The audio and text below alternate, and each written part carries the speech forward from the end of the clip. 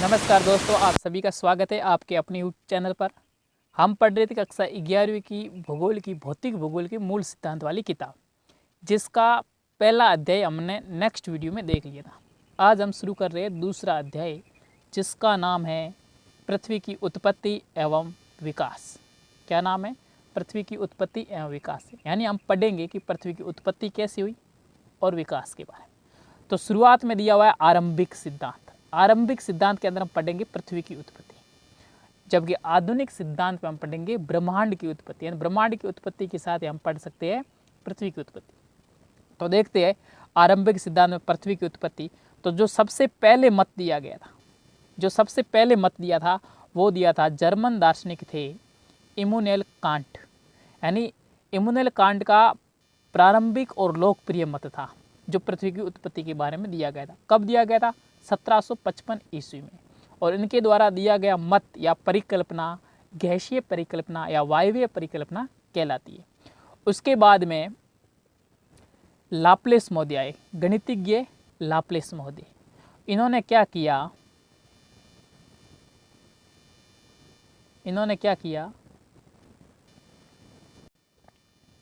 तो गणितज्ञ लाप्लेस ने क्या किया? जो इमैनुएल कांट ने परिकल्पना दी थी, जो मत दिया था, उसमें संशोधन किया। ये संशोधन कब किया? 1796 ईस्वी में। कब किया? 1796 ईस्वी में किया। और संशोधन करने के बाद इन्होंने जो परिकल्पना दी, उस परिकल्पना का नाम रखा इन्होंने नीहारिका परिकल्पना। क्या नाम रखा? नीहारिका परिकल्पना। और इस परिकल्पना के अनुसार जो ग्रह का निर्माण है वो धीमी गति से घूमते हुए पदार्थों के बादल से हुआ है। ये कह रहे हैं कि जो ग्रह बने हैं वो कैसे बने? एक धीमी गति से पदार्थ घूम रहे थे और उन पदार्थों के बादल से ग्रहों का निर्माण हुआ है। और जो ये बात थी, ये सूर्य की युवा अवस्था से संबंध रखती थी। ठीक है, तो ये थी नीहारिका परिकल्पना। तो हम कह सकते हैं कि लाप्लेस की नीहारिका परिकल्पना कब दी गई? 1796 ईस्वी में। इनके अनुसार ग्रहों का निर्माण धीमी गति से घूमते हुए पदार्थों के बादल से हुआ है। अब इसके बाद में देखते हैं अपन दो विद्वान और आते हैं जो क्या करेंगे? इस नीहारिका परिकल्पना में संशोधन कर देंगे। ये बात है 1950 ईस्वी की। कब की है? 1950 ईस्वी में।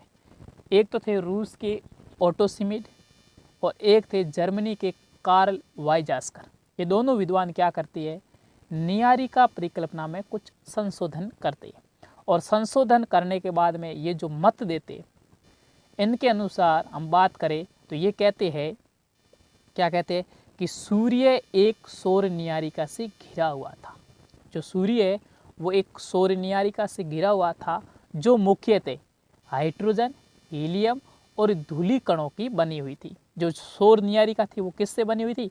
हाइड्रोजन से निर्मित थी, हीलियम से निर्मित थी और धूलि कण से बनी हुई ये थी। और इनके कणों में क्या हुआ? घर्षण हुआ और टकराव हुआ। और इस घर्षण और टकराव से एक चपटी तस्तरी की आकृति के बादलों का निर्माण हुआ। कौन सी आकृति? चपटी तस्तरी के आकृति के बादलों का निर्माण हुआ। और इनकी अभिवृद्धि प्रक्रम द्वारा ही क्या हुआ? ग्रहों का निर्माण हुआ। क्या हुआ? ग्रहों का निर्माण हुआ। कैसे हुआ देखते हैं। देखो, ये क्या कह रहे हैं कि सूर्य था, ये सूर्य था, इसके चारों तरफ सौर नीहारिका थी। क्या थी? सौर नीहारिका थी इस प्रकार। और ये जो सौर नीहारिका थी ये किससे बनी हुई थी? ये थी हाइड्रोजन से। हाइड्रोजन, हीलियम और धूलिकण। किससे बनी हुई थी? धूलिकण से बनी हुई थी। ये इस प्रकार बनी हुई थी। अब फिर इसमें क्या हुआ? इनमें घर्षण हुआ और टकराव हुआ। किसमें? इन सौर जो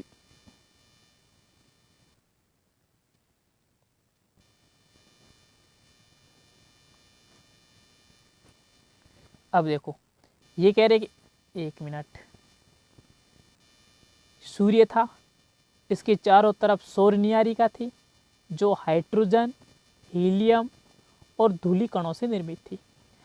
अब इन सौर नीहारिका में आपस में क्या होता है? घर्षण होता है और टकराव होता है।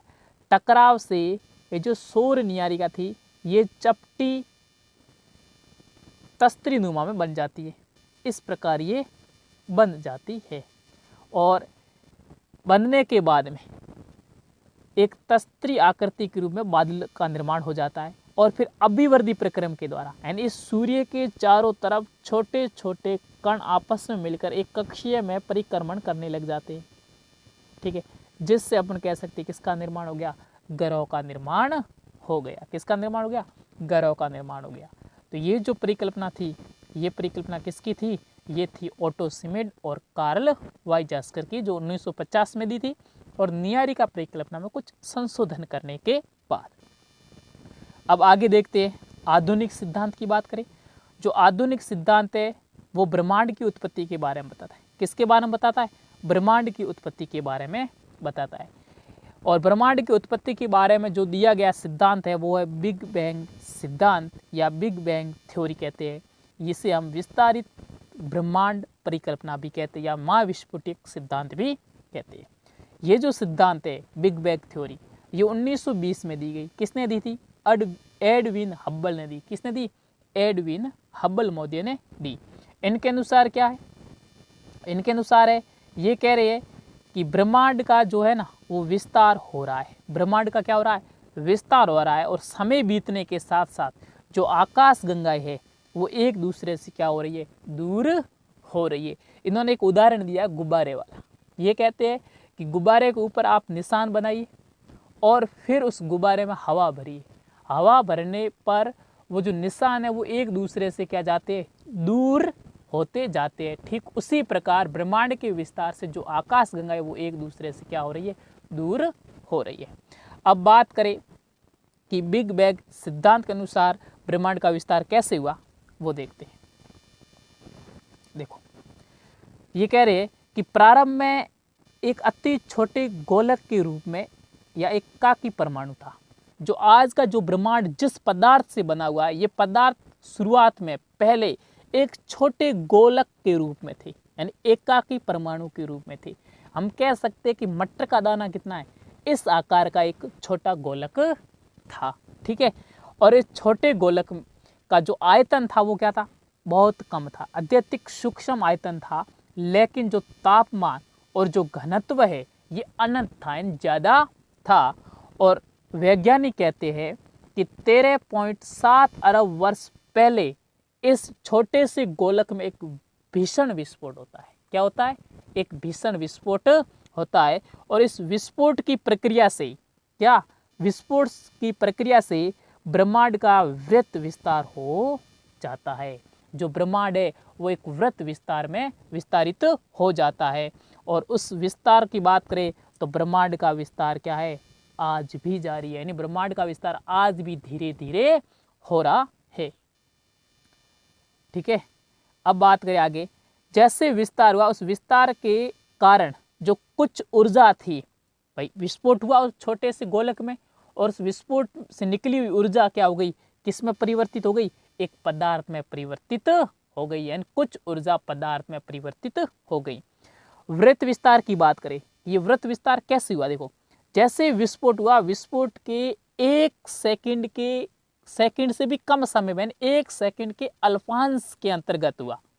यानी जैसे विस्फोट हुआ उस विस्फोट के एक सेकंड से भी कम एकदम अत्यधिक विस्तार हो गया, यानी वृत्त विस्तार हो गया। और उसके बाद जो विस्तार की गति थी वो क्या हो गई, धीमी पड़ गई। यानी एक सेकंड से कम समय में बहुत ज़्यादा विस्तार हो गया और उसके बाद विस्तार की गति क्या हो गई, बहुत कम हो गई, धीमी पड़ गई। ठीक है, आगे बात करें तो आगे ये कह रहा है कि विस्फोट के आरंभिक 3 मिनट, जब विस्फोट हुआ उसके जो शुरुआत के 3 मिनट थे उसके अंतर्गत ही पहले क्या बने, परमाणुओं का निर्माण हुआ। किसका निर्माण हुआ, परमाणु का निर्माण हुआ। और विस्फोट के 3 लाख वर्षों के दौरान, जब विस्फोट हो जाता है, बिग बैंग की घटना हो जाती है, उसके 3 लाख वर्षों बाद तापमान 4500 डिग्री 4500 डिग्री केल्विन तक क्या हो जाता है, गिर जाता है, यानी गिर गया था। और परमाणुवीय पदार्थों का क्या हो जाता है, निर्माण होता है और ब्रह्मांड क्या हो जाता है, ब्रह्मांड पारदर्शी हो गया है, जो आज ब्रह्मांड अपन देख रहे हैं। ठीक है, अब ब्रह्मांड के विस्तार के अर्थ की बात करें कि ब्रह्मांड का विस्तार का मतलब ये है कि आकाश गंगाओं के बीच में क्या हो रही है, दूरी बढ़ रही है। तो आकाश गंगाओं के बीच की दूरी में विस्तार का होना ही ब्रह्मांडीय विस्तार है। ठीक है, अब एक और परिकल्पना दी गई है जो छोटी सी है, देख लेते हैं। इस परिकल्पना का नाम है स्थिर अवस्था संकल्पना। क्या है? स्थिर अवस्था संकल्पना। किसने दी? ये दी होयल मोदिया ने। किसने दी? होयल मोदिया ने दी। ये क्या कहते हैं? ये कह रहे हैं कि ब्रह्मांड किसी भी समय में एक ही जैसा रहा है। ये कह रहा है कि जो आज का ब्रह्मांड है ऐसा का ऐसा ब्रह्मांड पहले भी था। ये कह रहे हैं कि ब्रह्मांड में कोई भी विस्फोट नहीं हुआ है, जैसा आज है वैसा पहले भी था। तो हम कह सकते हैं कि ये महाविस्फोटक सिद्धांत या बिग बैंग थ्योरी के विपरीत दी गई परिकल्पना है। नोट, एक बात हमेशा ध्यान रखना कि ब्रह्मांड के विस्तार संबंधी, यानी ब्रह्मांड का क्या हो रहा है, विस्तार हो रहा है, इसके संबंध में अनेक क्या मिल गए, प्रमाण मिल गए। तो प्रमाण मिलने पर वैज्ञानिक समुदाय, जो वैज्ञानिक थे, उन्होंने किसको सही माना? बिग बैंग थ्योरी को सही माना। ब्रह्मांड विस्तार के सिद्धांत के ये पक्षधर रहे। ये कह रहे हैं कि ब्रह्मांड पहले एक जैसा नहीं था, ब्रह्मांड पहले एक छोटे गोलक के रूप में था, फिर उसमें क्या हुआ, विस्फोट हुआ। तो आज की जो अधिकांश वैज्ञानिक समुदाय है वो बिग बैंग थ्योरी के पक्षधर है, ये होयल की परिकल्पना को मानते नहीं है। ठीक है, तो ये था अपने बिग बैंग थ्योरी। और बाकी अगली वीडियो हम पढ़ेंगे तारों का निर्माण। अपना पाठ चल रहा है, अभी दूसरा ही अध्याय चल रहा है। तो आज का वीडियो आपको कैसा लगा? वीडियो अच्छा लगा हो तो वीडियो को लाइक कीजिए, चैनल पर यदि आप नए हो तो सब्सक्राइब कीजिए। मिलते हैं नेक्स्ट वीडियो में, तब तक के लिए जय हिंद, धन्यवाद।